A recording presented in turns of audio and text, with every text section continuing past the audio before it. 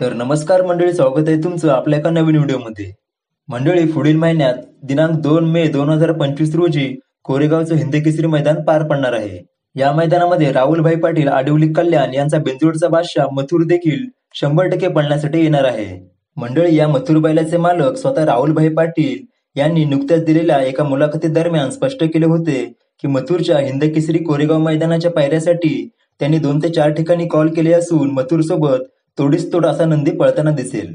गेल्या काही दिवसांपासून या मैदानासाठी मथुर आणि बकासूर एकत्र पळण्याची चर्चा होत असली तरी मथुरसोबत या कोरेगाव हिंदकेसरी मैदानात पिंटू शेट मोडक यांचा सुंदर उर्फ कॉकटेल किंवा सध्या आदत वयात ओपनच्या मैदानात धुमाकूळ घालत आहे असा छत्रपती संभाजीनगरचा राजा या दोघांपैकी एक नंदी पळताना 100% दिसेल. मंडळी, माझ्या माहितीनुसार छत्रपती संभाजीनगरचा आदत राजा आणि मथुर हे दोघं 2 मे कोरेगाव हिंदकेसरी मैदानात एकत्र पळताना दिसणार आहेत. याबद्दल तुमचे मत खाली कमेंट बॉक्समध्ये नक्की मांडा. तर भेटूयात पुन्हा एका अशाच नवीन व्हिडिओमध्ये.